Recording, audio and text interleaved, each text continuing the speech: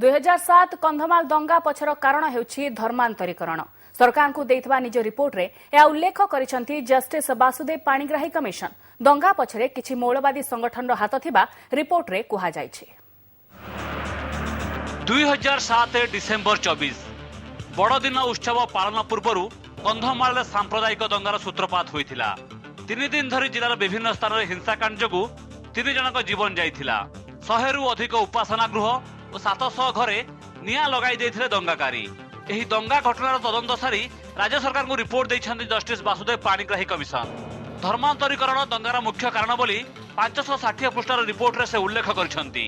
दीर्घ दिन धरी जिले में धर्मांतरीकरण चलीथिला, तेबे स्थानीय आदिवासी और निर्दिष्ट संप्रदाय को यह ग्रहणीय न हेबारु एभली परिस्थिति सृष्टि होइथिला बोली रिपोर्ट रे कुहा जायछि।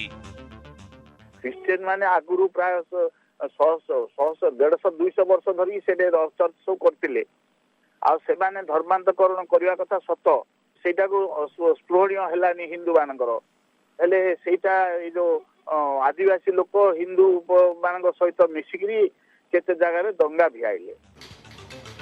भविष्य में जपरी दंगा न हेबो सेथिपाई कमिशन किछि सुपारिश भी करिसंती।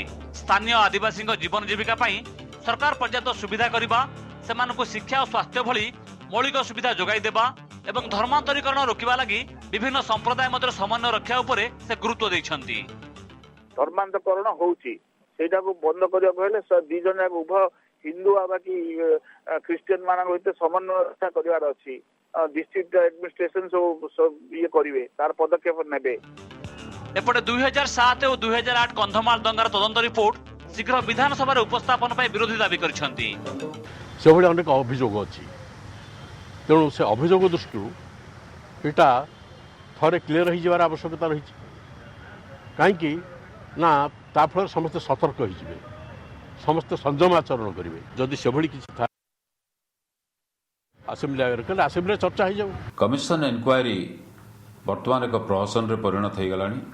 जो उद्देश्य आईन तैयारी करा जायतला, जो उद्देश्य कमिशन अपॉइंट करा जाए से उद्देश्य आउ साधित हो नाही। देरी होची इनक्वारी रे किंबा कमिशन रिपोर्ट देले भी गृह उपस्थापित हो नाही। अनेक समय रे कमिशन रिपोर्ट को सरकार तर्जमा करि थांती एवं सेभली रिपोर्ट प्रकाशित होले पुनर्बार सामाजिक संघर्ष हबार संभावना थिबो कि उत्तेजना हबार संभावना थिबो। सबु दिग को सरकार निश्चित भाव में से प्रति दृष्टि रखती। कमिशन का जहाँ परामर्श थी सरकार निश्चय ताको सम्मान देवे। 2008 रे स्वामी लक्ष्मणानंद सरस्वती हत्या और ता परवर्ती दंगार तदंत करुथिबा जस्टिस एस नायडू कमिशन तांको रिपोर्ट मध्ये देई सारिछंती। एबे अपेक्षा ए दुई रिपोर्ट को राज्य सरकार केबे विधानसभा उपस्थापन करुछंती और ए नै कि कार्यानुष्ठान ग्रहण करुछंती। आस्कारू मनोज मुनि और भुवनेश्वर निरंजन रेड्डी सह शांतिभूषण मिश्र, ओटीवी।